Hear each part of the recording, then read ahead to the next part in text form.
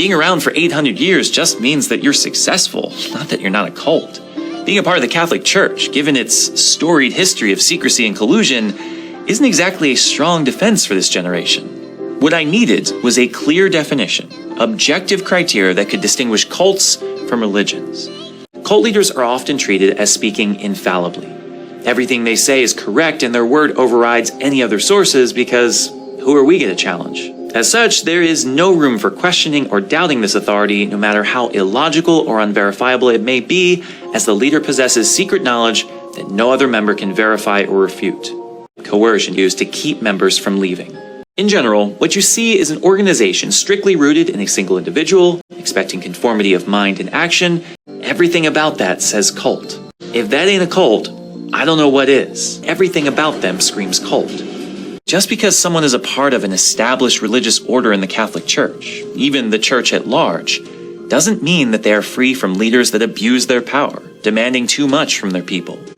Even religions with long traditions can promote irrational policies, insulate themselves from any sort of positive mission, and become preoccupied with worldly things. There can most certainly be aspects of abuse, secrecy, shame, and hypocrisy, and that wouldn't, in itself, make it a cult. It would make it unhealthy.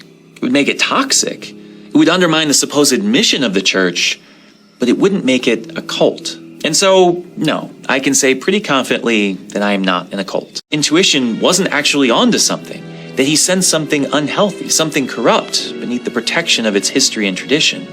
In reality, it probably wasn't a cult, but that doesn't mean that it's not above reproach either.